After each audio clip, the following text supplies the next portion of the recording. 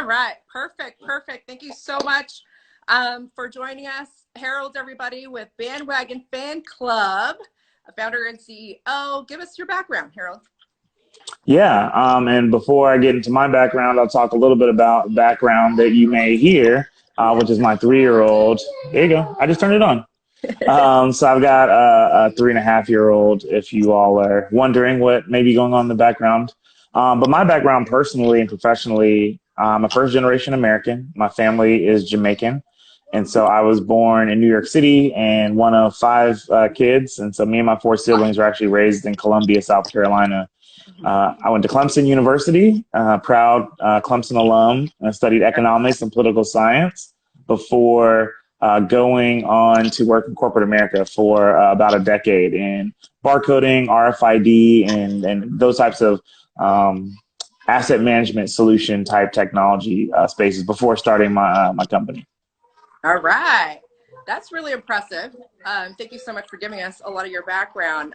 For sure. It's amazing to, continuously see progress and having people thrive in that space from an educational standpoint, especially. Tell us about Bandwagon Fan Club and how you started that. Yeah, definitely. So company, we started Bandwagon. I graduated in May of 2014 and incorporated the company 2 days later. I was really excited about the opportunity to create something of my own, something that allowed me to not only create jobs, but also to create opportunity for Black founders, people of color. And so I was really excited to start the company. Came up with Bandwagon Fan Club Inc. as the name, but we go by Bandwagon. And really, in the beginning, we cared a lot about community, and that's something we still care about. When we started the company, we really wanted to find ways to help connect people in spaces, whether that was online or in person. And so when we started the company, that was really the big mission. And so now it's been, I guess, just over 5 years since we came up with the idea. And, I've been working on it full time since about January of 2016, and really just thinking through how does Bandwagon use software and technology to focus on identity and infrastructure and create solutions that help live event organizers, that helps consumer tech companies be really responsible with our data, as well as deliver experiences that we're really looking forward for them to build. So we are definitely leaning into the technology aspect of this as a tech company headquartered in Greenville, South Carolina. Awesome. Very cool. Well, with the pandemic going on, the sports and events industry has been hit pretty hard, right? Absolutely. Yeah, absolutely. How have you guys kind of gone through this unfortunate situation, and how's it affected your business? Yeah, I mean, if you think about what happened with live events over the last 30 days, they've all pretty much dried up, canceled, or postponed. And so what that really did was put a lot of pressure on us to really think through who our customers could be in this time, and really what would we need to do to make the changes necessary to survive it. And so when we think about, live events, it's definitely a huge industry that we think is going to come back really strong. And I think something that we all can probably emphasize is like how much video is not the same as being there. And so, we all been on Zoom calls and all that. We are all pretty certain that, when events come back, we're going to want to go out. Yeah. So we're not particularly pivoting, but at the same time, we really want to be open-minded about opportunities we may have in other industries. And so that's exactly what we did. We looked at our technology and said, we've been focusing on this live event space. We've been focusing on sports teams and festivals and all these different groups. How do we deliver value into those solutions? And that's what we're focused on. Yeah, that's really cool. Hi there. You say hey? Hi. Okay. My daughter join next time as well. Yes, I told him he'd be able to come and say hey, so he found a break in the action. Oh, thank you. Join us anytime. Right. So as a founder, we're constantly going through ups and downs, right? Like this unfortunate situation and turmoil has been unexpected on everybody's front and end. Right. And every solid entrepreneur knows a thing or two about pivoting, about switching it up, about, okay, how do we kind of switch gears at this point, right? Right. How have you guys pivot, or what are the pivots that Bandwagon has gone through? Yeah, I mean, so we've only had to do this once. For us, it was really important to make sure that if we were going to start this company, we had a really strong footing on the core of what it is we wanted to do.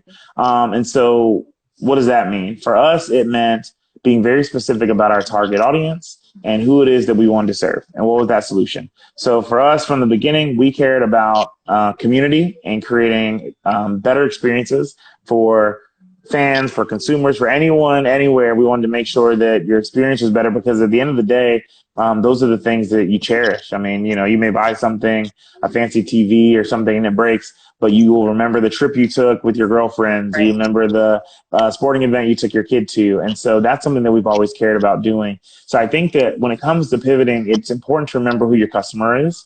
And then from there, I think it's also important to like make a decision based on new information. And so oftentimes as an entrepreneur, as a founder, you get into situations where you only want to kind of pivot. Like you want to stay close to what it is you were doing. And ultimately that sometimes that's really tough because it's a diversion of resources and you're not really being as effective as you could be. And so ultimately I think it's really important to make sure if you're going to do it, go all in and really lean into that pivot if you're going to do it. All in. I talk to this all the time. We are always Right. going all in. Right. Exactly. As you know, do you have any suggestions, even for founders, in terms of managing these pivots throughout the process with your team, with your customers, with your investors, even? What are the suggestions that you have in terms of managing through this turmoil or any turmoil, really? Yeah. So when it comes to pivot, I think we'll start with the customer because that's probably the most important part of that equation. You want to make sure you're continuing to support your customers.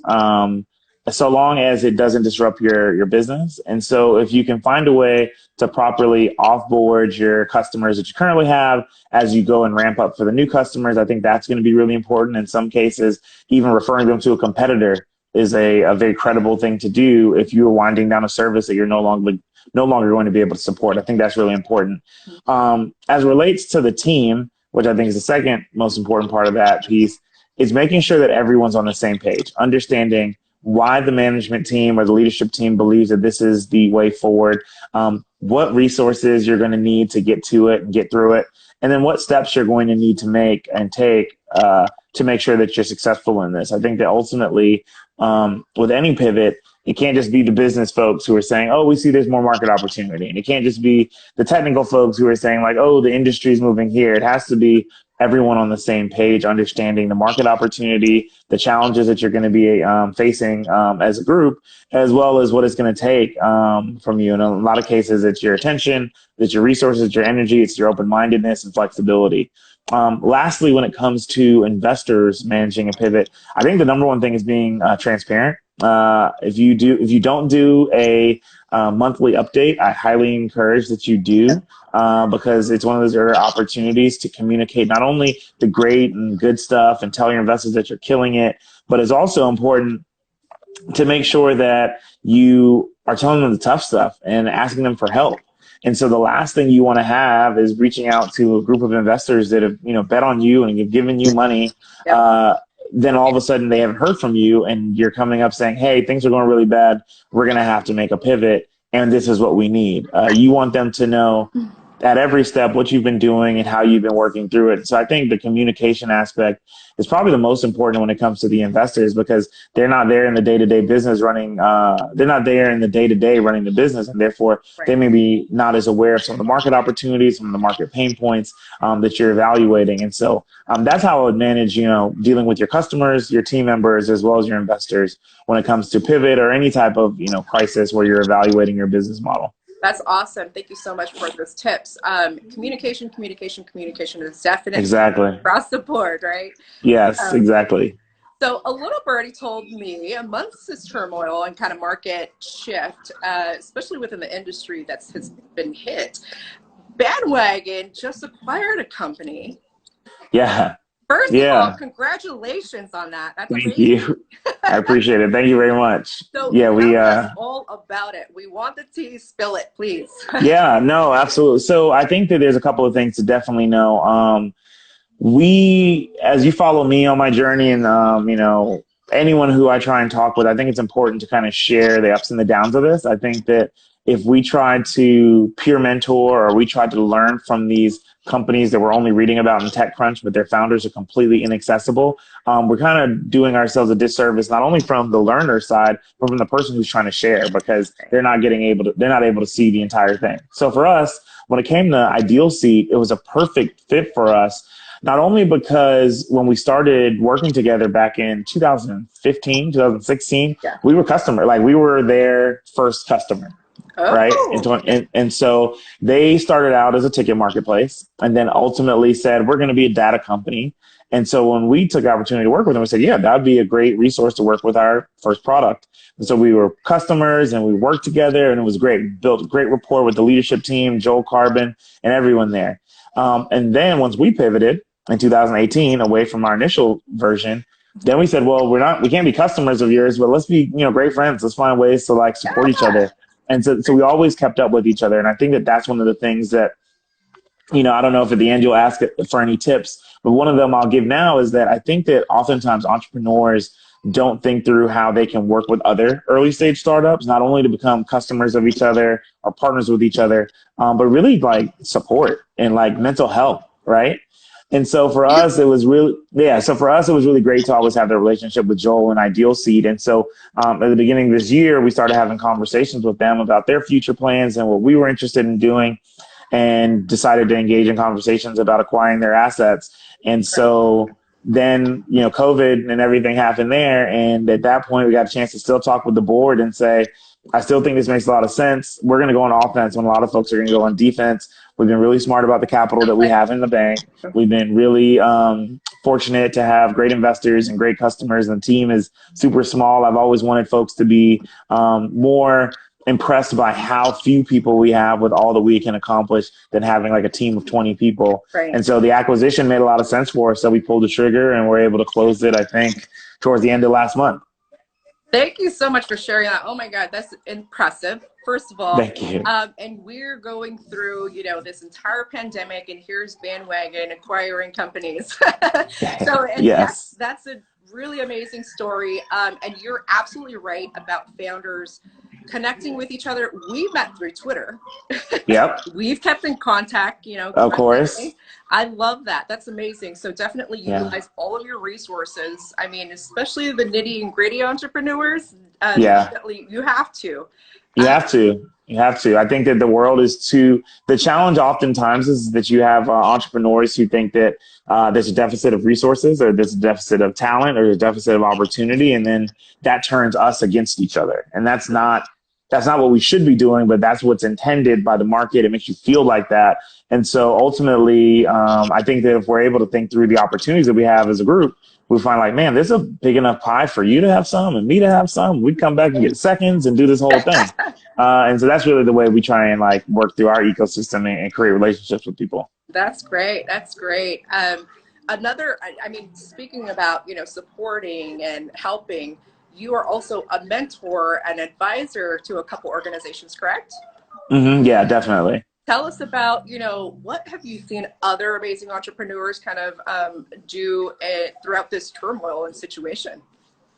Yeah, I think about the fact that it's really hard to learn how to do this. Like there's no like great classes for it. And there's not like a textbook on how to start a business because a lot of this stuff is so unpredictable. At the same time, there are people who've been in your shoes or maybe even a step ahead of you. They can offer some feedback and say, hey, look out for this turn or avoid this pitfall. And so I think that when it comes to advising or mentoring or peer mentoring, it's important not only to have someone who is a few steps ahead of you so that you can learn and get some insight, as well as a person who is a few steps behind you so that you're able to give that insight.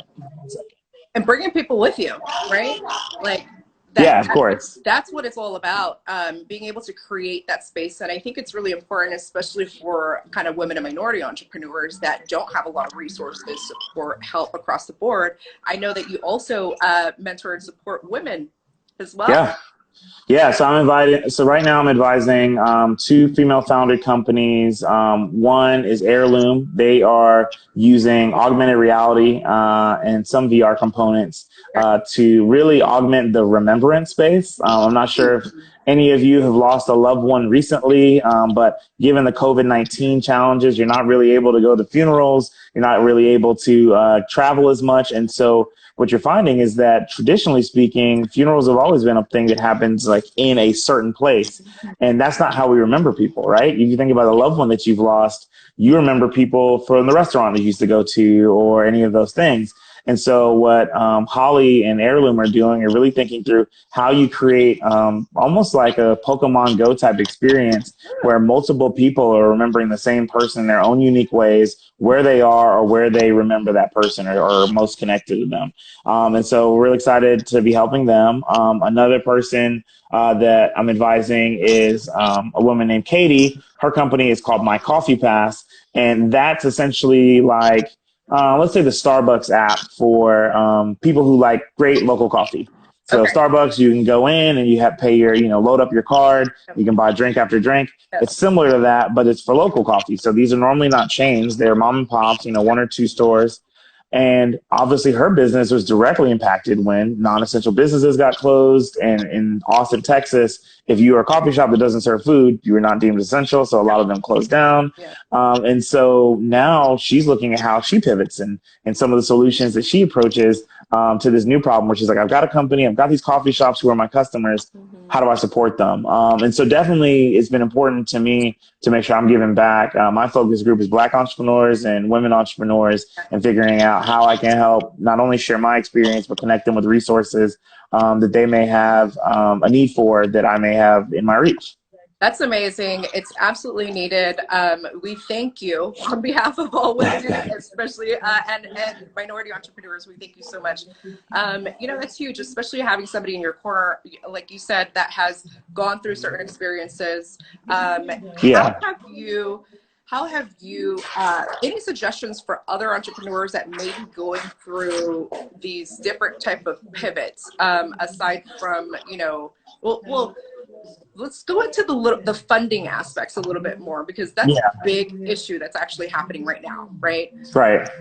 I know that you guys just acquired a company, so and you have cash at hand, so you don't necessarily cash at hand. You're in a very good position. You're thriving. We are in.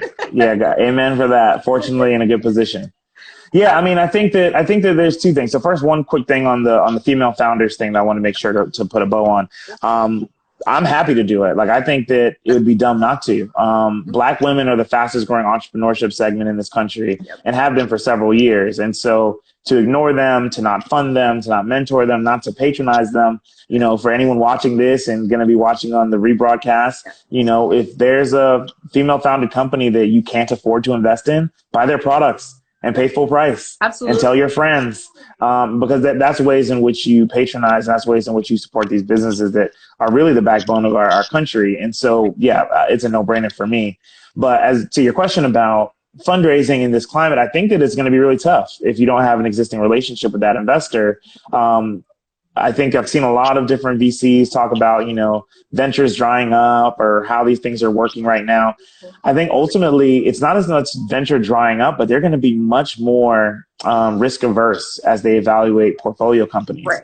And that may directly impact women. That may directly impact people of color. And so what is going to be really important is to, is going to be important to lean in not only to your customers and understanding your industry and know-how, but also to think through some other non-dilutive funding options.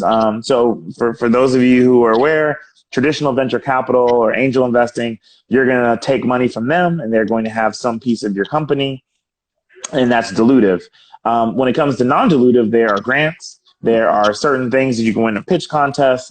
And so I think that it's going to be important now to be creative about whether you can find government-funded programs and opportunities to not only increase your cash flow, which will increase your run rate, and how long you got to go, your runway, but also be really just smart about how you're managing your capital. Like, this was a last month, I think, over the last 3 weeks, we've seen more than 6.6 million people apply for unemployment, an insane spike. And so there's a lot of people who are really talented who are looking for an opportunity that you may not have been able to afford before. So if you are in a fortunate position and be one of these startups that has cash, you may be able to find that dream developer, that dream designer, that incredible head of sales or marketing person at a cheaper price than you probably could have paid before.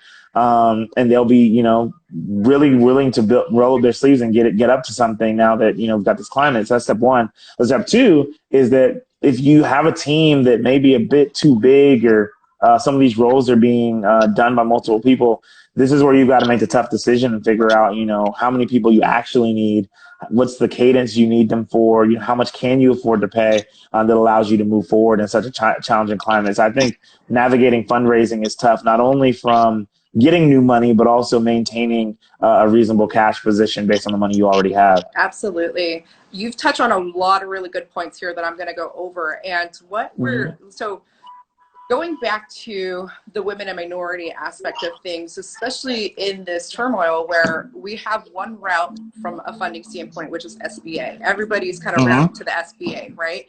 And which ran out of money this morning. Right. Right. Not a lot of people are also receiving that at the same time.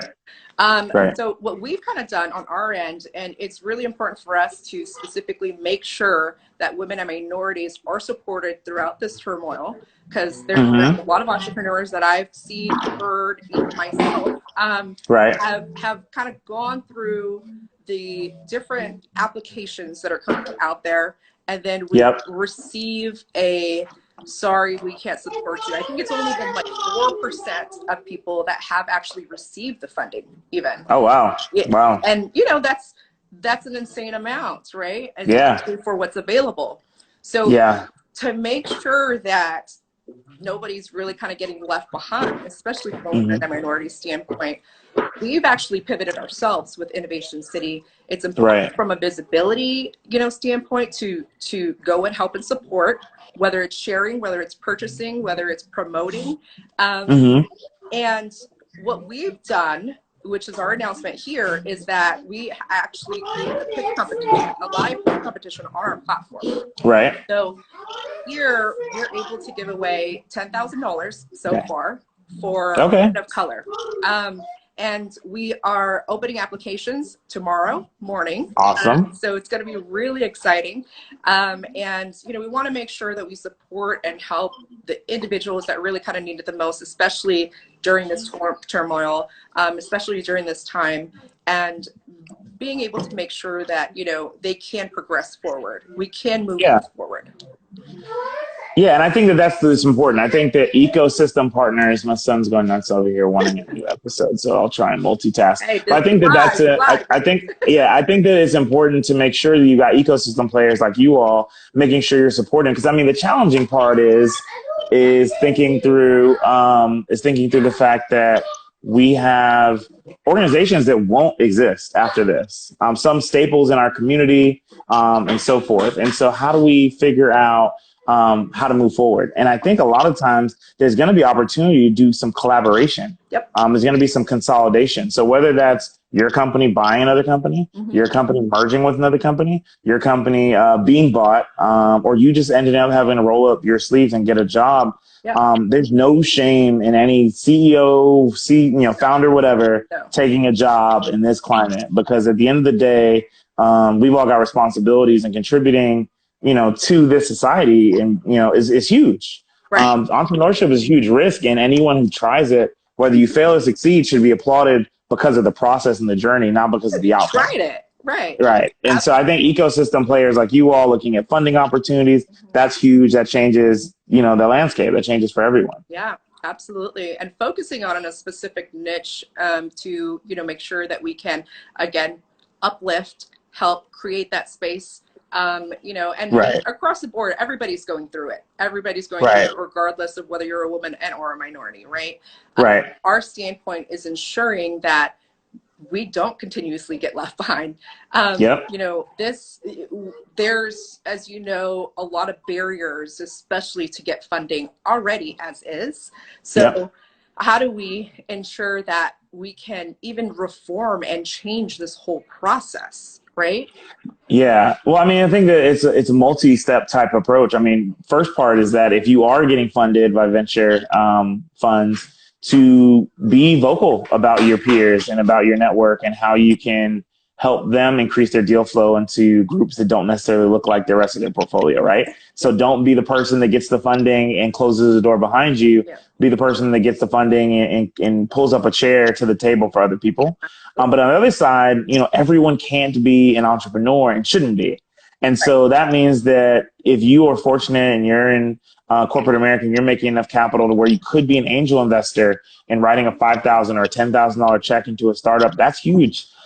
Or if you're making even more than that, you can say you can write a $100,000 check to be an LP, limited partner, some of these venture funds who are out here really doing the work. Like that's how we change what's happening when it comes to venture funding, getting to folks who look like me and you and folks who are probably watching this, that we've really got to think through, what is my role? How do I play? And where can I make an impact? And it's really, whatever the quote is about, doing what you can where you are with what you have. That's the stuff that we've got to really focus more on, I think, because it's a better use of our energy. Yeah, resources, absolutely. And support across the board. Right, without a doubt. Opportunities. You spoke on this a little bit. And I think it's really good to find, especially during turmoil situations and, as an entrepreneur, we fall down plenty of times. It happens. Plenty of times. Plenty.